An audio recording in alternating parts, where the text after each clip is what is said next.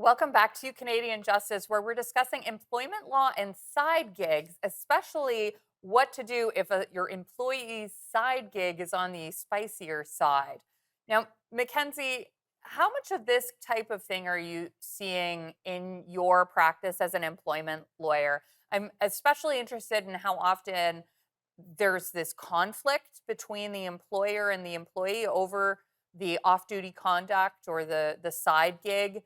And I'm also curious how often that conduct falls into the bucket we've been discussing today, moonlighting in a role that is a little too spicy for an employer. What's your experience been like in practice?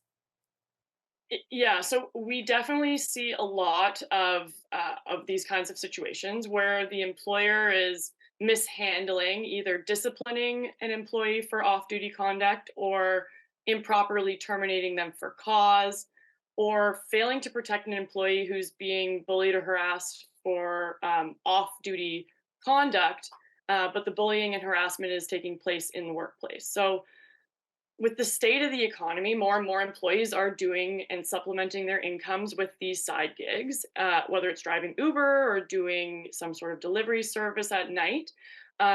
Those aren't really ones that employers tend to be too concerned about. It is usually these spicier, um, more dramatic side gigs that employers are taking issue with for obvious reasons, and those are the side gigs that tend to cause employers more harm. So those are the ones that they're interested in, they're concerned about, they want to take action on. It's not so much the Uber driving on the weekends. So as employers are becoming increasingly aware of their employees' social media presence and their efforts to supplement their income, they need to take action to clarify what isn't acceptable in the workplace through updating their policies. So we have a lot of employers who are reaching out to update those policies to make sure that they're really covering themselves if this situation were to arise. But I think we're certainly going to be seeing many more of these kinds of cases as this trend increases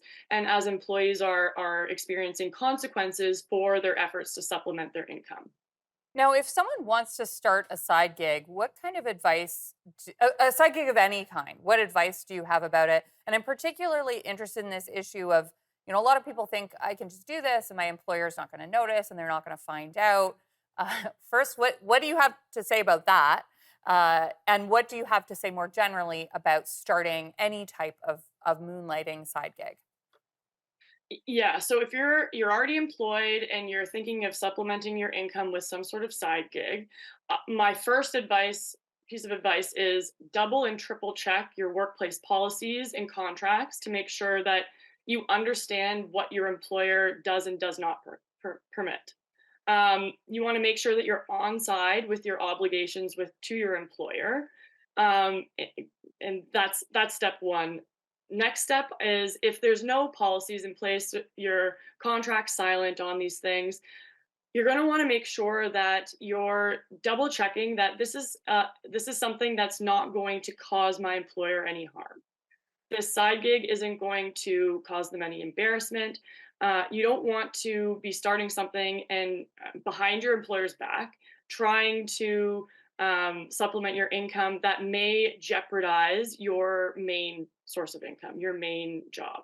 Because the reality is, employers are permitted to terminate employees at any time, as long as, for any reason, as long as they're not violating your human rights and as long as they're providing you with proper severance. So you want to it's important that if you're looking to start a side gig that you're cognizant of that fact, and if there's an issue, this is something that may jeopardize your current employment.